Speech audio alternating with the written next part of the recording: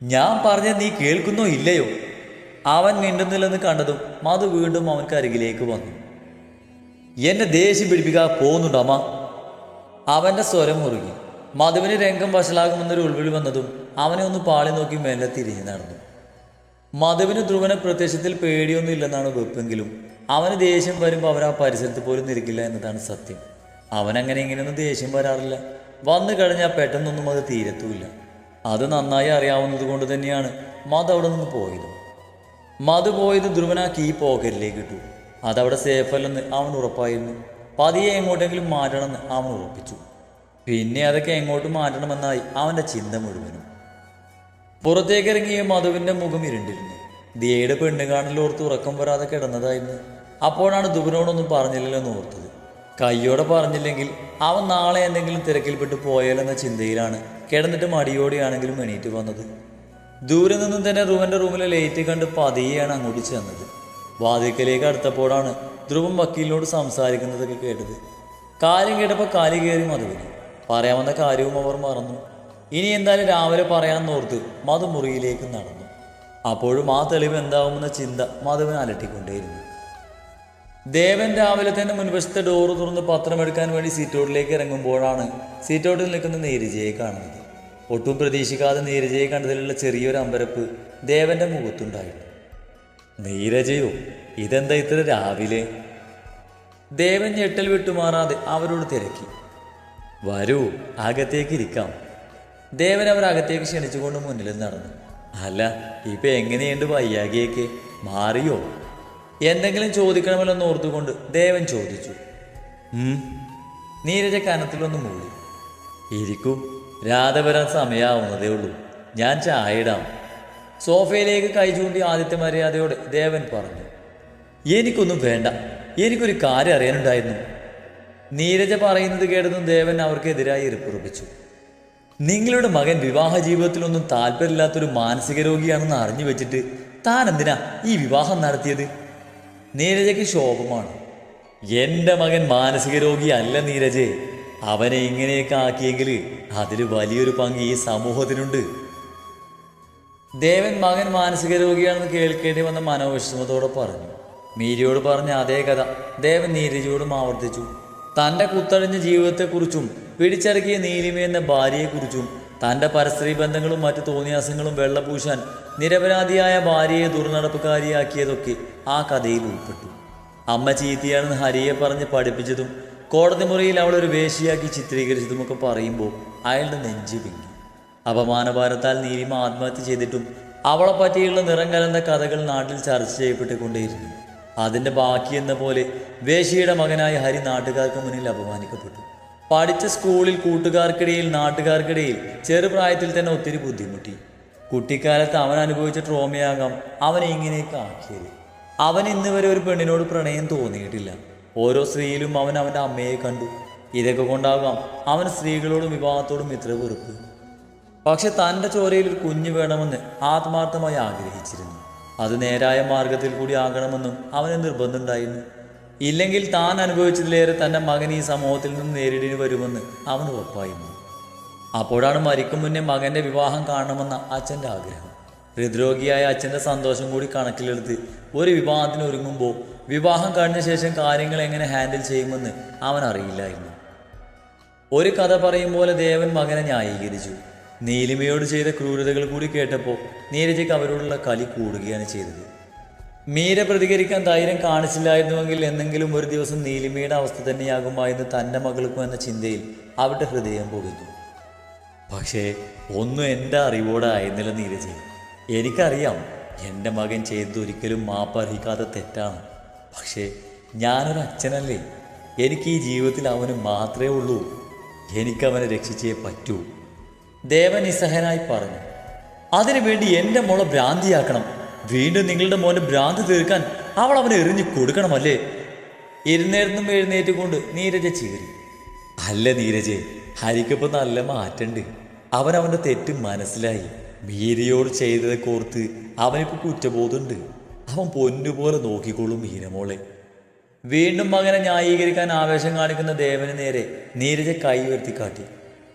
അവൻ ഇത്തിരിയെങ്കിലും കുറ്റബോധം ഉണ്ടായിരുന്നെങ്കിൽ ചെയ്ത കുറ്റം കോടതിയിൽ ഏറ്റു പറഞ്ഞേനെ അവൻ. അറ്റ്ലീസ്റ്റ് എന്നോടെങ്കിലും സത്യം പറഞ്ഞേനെ. അല്ലാതെ എൻ്റെ മനസ്സിൽ വിഷം കുത്തിവെച്ച് എന്നെക്കൊണ്ട് തന്നെ എൻ്റെ മകൾ ഭ്രാന്തിയാണെന്ന് വരുത്തി തീർക്കാൻ ശ്രമിക്കില്ലായിരുന്നു. നീരജ് ദേവനെ പൂജിച്ചു. ഞാൻ ഈ പറയുന്നത് കുറിച്ചു വെച്ചോ. തൻ്റെ മകനെ രക്ഷപ്പെടുത്താമെന്നൊരു വ്യാമോഹം ഇനി തനിക്ക് വേണ്ട. അവൻ്റെ ജയിൽവാസം സ്ഥിരപ്പെടുത്താൻ എനിക്കിനി പറ്റാവുന്നതൊക്കെ ഞാൻ ചെയ്യും. നീരജ വെല്ലുവിളിച്ചു. അങ്ങനെ ചെയ്യരുത് നീരജെ, ഞാൻ പറയുന്നത് സത്യമാണ്. അവനിപ്പോൾ പഴയ ഹരിയല്ല. എൻ്റെ വളർത്തു ദോഷം കൊണ്ടാ അവൻ ഇങ്ങനെയൊക്കെ ആയിപ്പോയത്. എൻ്റെ ഒരു തെറ്റുകാരനെ എൻ്റെ മകൻ്റെ ജീവിതം നശിക്കാൻ പാടില്ല. പ്ലീസ് രക്ഷിക്കണം.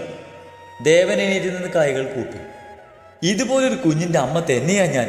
നിങ്ങളെക്കാൾ എത്രയോ വലുതാ എൻ്റെ നെഞ്ചിൻ്റെ വേദന. നിങ്ങൾക്ക് നിങ്ങളുടെ മകൻ്റെ ജീവിതം നശിക്കുന്നത് സഹിക്കാൻ പറ്റില്ല.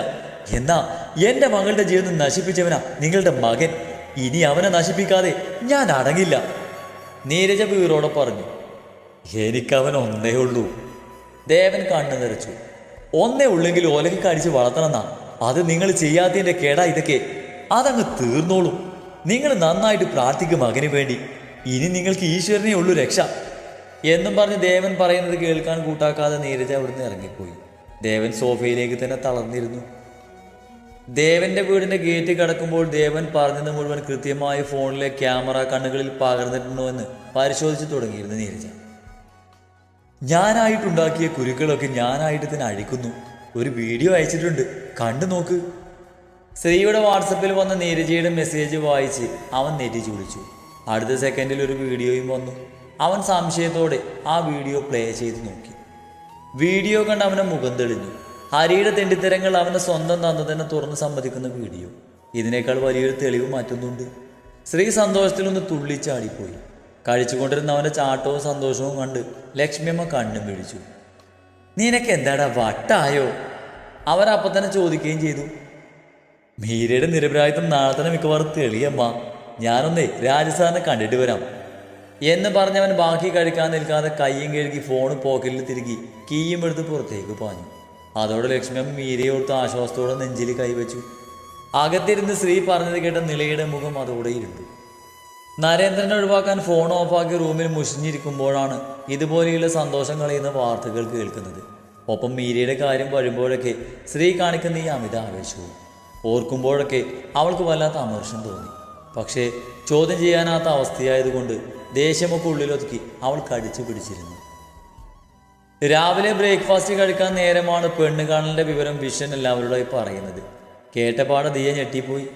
മഹിയും മകളും ഒഴികെ ബാക്കിയുള്ളവരൊക്കെ നേരത്തെ പറയാത്തതിൻ്റെ കാരണം ചോദിക്കുന്നുണ്ട്. മീനാക്ഷിയമ്മ മധുവിനെ കുറ്റപ്പെടുത്തുന്നുണ്ട്. മധു വിഷനെ തുറിച്ച് നോക്കുന്നുണ്ട് ഇടയ്ക്ക്.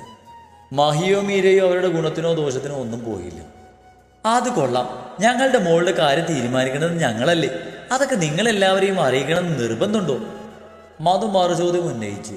മീനാക്ഷിയമ്മ മധുവിനൊന്ന് തുറിച്ചു നോക്കുകയല്ലാതെ പിന്നൊന്നും മിണ്ടിയില്ല. അപ്പം എന്നെ അറിയിക്കണം നമുക്ക് തോന്നിയോ? ധ്രുവന്റെ ചോദ്യം എത്തി. അറ്റ്ലീസ്റ്റ് ഇവളോടെങ്കിലും ലൈഫ് ഇവളുടെ അല്ലേ? ധ്രുവൻ ദിയയെ ചൂണ്ടി. അത് പറയാനാ ഇന്നലെ ഞാൻ നിന്റെ റൂമിലോട്ട് വന്നത്. അപ്പം നീ എന്നോട് ചാടി കടിക്കാൻ വന്നു. ഇവളോട് പറയാതിരുന്നത് ഒരു സർപ്രൈസ് ആയിക്കോട്ടെന്ന് കരുതി. ഈ വിഷയത്തിനിപ്പോൾ വന്ന് ഇത് വിളമ്പുമെന്ന് ഞാൻ കരുതിയില്ല. മധു വിഷനെ നോക്കി കണ്ണുരുട്ടി. ദിയ, നീ ഇന്ന് ക്ലാസ്സിന് പോണ്ട. ധ്രുവ, നീയും ഇന്ന് എങ്ങോട്ടും പോകാൻ നിൽക്കണ്ടേ? അവരിന്ന് 4 മണിക്ക് വരുന്ന പറഞ്ഞത്. നീ ഇവളെയും കൂട്ടി ഒന്ന് ബ്യൂട്ടി പാർലറിൽ പോകണം. കഴിച്ച് കഴിഞ്ഞ് ഇറങ്ങാൻ നോക്ക്, വൈകിക്കേണ്ട. അത്രയും പറഞ്ഞ് മധു കഴിച്ചെണീറ്റു. ഇപ്പം എല്ലാം അവളുടെ തന്നിഷ്ടത്തിനാണല്ലോ, അങ്ങനെ തന്നെ നടക്കട്ടെ എന്നും പറഞ്ഞൊരു നെടുവീർപ്പോടെ പതിയെ മീനാക്ഷിയമ്മയും എഴുന്നേറ്റു. ദിയ ആകെ ഒരു ഞെട്ടിലാണ്. ഇത്രയും പെടുന്നൊരു പെണ്ണ് കാണൽ അവളൊട്ടും പ്രതീക്ഷിച്ചിരുന്നില്ല. എന്ത് ചെയ്യണമെന്ന് ഒരൊത്തും പിടിയും കിട്ടുന്നില്ല. അർജുൻ്റെ കാര്യത്തിലുണ്ടായിരുന്ന സാവകാശം ഈ പ്രപ്പോസൽ ഉണ്ടാവുമെന്ന് അവൾക്ക് യാതൊരു ഉറപ്പുമില്ല. എത്രയും വേഗം ഈ വിവാഹം നടത്തി വിടാനാണ് മധുവിൻ്റെ പ്ലാന്. ആരോടൊക്കെയുള്ള വാശിക്ക് തൻ്റെ ജീവിതം നശിപ്പിക്കുകയാണ് അമ്മയെന്ന് അവൾ ഓർത്തു. തൻ്റെ ഇഷ്ടമറിയാൻ ആരും ശ്രമിക്കുന്നില്ല. ഏറെക്കാലമായി മനസ്സിൽ സ്ഥാനം പിടിച്ച ആ മുഖം ഓർമ്മയിൽ തെളിഞ്ഞു. പകരം മറ്റൊരാൾ ആ സ്ഥാനത്തേക്ക് സങ്കല്പിച്ച് നോക്കാൻ പോലും ആവുന്നില്ല ദിയക്ക്. ഏട്ടനോട് പറഞ്ഞാലോ എന്നവൾ ഓർത്തു നോക്കി. കാരണം പുകച്ചുള്ള അടിയാവും മറുപടി എന്ന് ഉറപ്പുള്ളതിനാൽ അതേപറ്റി കൂടുതലൊന്നും ചിന്തിക്കാൻ പോയില്ല. ഏട്ടൻ അറിഞ്ഞാൽ പിന്നീട് അതൊരു ഊര കൊടുക്കാകുമെന്ന് അവൾ ഭയന്നു. ഇപ്പം ഇവിടെ എല്ലാവർക്കും തന്നെ വിശ്വാസമാണ്. സംശയദൃഷ്ടിയിൽ ആരും തന്നെ കാണുന്നുമില്ല. തൽക്കാലം അത് അങ്ങനെ തന്നെ പോട്ടെ എന്നവൾ ഓർത്തു. എങ്കിലും മിണ്ടാതെ സമ്മതിച്ചു. അവൾക്കൊരു മടി. ഏട്ടാ, എനിക്കിപ്പോൾ കല്യാണമൊന്നും വേണ്ട ഏട്ടാ. അവൾ ധ്രുവന്റെ കയ്യിൽ പിടിച്ച് കെഞ്ചി. അത് തന്നെയാ ധ്രുവ എനിക്കും പറയാനുള്ളത്. എടിപിടിന്ന് നടത്തി വീണ്ടും ഒരു ദുരന്തം താങ്ങാൻ വയ്യടാ. ചക്കയായതെങ്കിൽ നല്ലതാണെന്ന് കുത്തിച്ചുഴിഞ്ഞ് നോക്കായിരുന്നു. മനുഷ്യന്റെ കാര്യത്തിൽ അത് പറ്റില്ല. ദിയയുടെ പഠിപ്പൊക്കെ കഴിഞ്ഞൊരു ജോലിയൊക്കെ ആയ ശേഷം മതിയടാ. അപ്പൊ എന്ത് പ്രശ്നം ഉണ്ടായാലും അവൾക്ക് സ്വന്തം കാലിൽ നിൽക്കാലോ, ആരെയും ആശ്രയിക്കാതെ. വരലക്ഷ്മി പറഞ്ഞു തീർന്നുകൊണ്ട് നോക്കിയത് സ്റ്റെയറിൽ വന്ന് നിൽക്കുന്ന മധുവിനെയാണ്. ഓ കൊള്ളാം, ജീവിതം തുടങ്ങിയില്ല, അതിനു മുന്നേ പ്രശ്നങ്ങളുണ്ടായി സ്വന്തം കാലിൽ നിൽക്കുന്നത് വരെ എത്തി. മധു രൂക്ഷമായി നോക്കിയവര്. മധു, ഞാൻ നല്ല അർത്ഥത്തിൽ പറഞ്ഞതാണ്. വരലക്ഷ്മി മധുവിന്റെ നോട്ടം കണ്ട് പറഞ്ഞു. പറഞ്ഞത് ഏത് അർത്ഥത്തിലാണെന്നൊക്കെ എനിക്ക് മനസ്സിലാവും. ഏടത്തി അത് വിട്. ഇനി ഇമാതിരി ഉപദേശമൊക്കെ ആയിട്ട് ഇവിടെ അടുത്തേക്ക് വന്നേക്കരുത്. ഞാൻ ഇവളുടെ അമ്മയാ. ഇവൾക്ക് ഏതാ നല്ലതെന്ന് എനിക്ക് നന്നായിട്ട് അറിയാം. ഇവളുടെ കാര്യത്തിലേ പെറ്റമ്മയായ എന്നെക്കാൾ ഉത്കണ്ഠയൊന്നും നിങ്ങൾക്ക് വേണ്ട എന്ന് പറഞ്ഞ് മധു തന്നെ അനിഷ്ടം പ്രകടിപ്പിച്ചു. വരലക്ഷ്മി പിന്നൊന്നും മിണ്ടിയില്ല. ദിയ, വിജയ് നല്ലവനാ. വിവാഹം കഴിഞ്ഞും അവൻ നിന്നെ പഠിപ്പിക്കും. ആ ഉറപ്പ് അവര് തന്നിട്ടുണ്ട്. മറ്റുള്ളവർ പറയുന്നതൊന്നും മോള് കേൾക്കണ്ട. പോയി റെഡിയാവും. ഏട്ടൻ പാർലറിൽ കൊണ്ടുപോകും. ചെല്ലി. സ്നേഹത്തോടെ മുടിയിൽ തടുക്കുന്ന അമ്മയോട് എതിർത്തൊന്നും പറയാൻ കഴിയാതെ പ്ലേറ്റ് കിച്ചണിൽ കൊണ്ടുവച്ച് അവൾ റെഡിയാവാനായി മുറിയിലേക്ക് പോയി. അതോടെ വരലക്ഷ്മിയെ ഒന്ന് സൂക്ഷിച്ചു നോക്കി മധു ധ്രുവനെ വിളിച്ച് അവിടുന്ന് പോയി.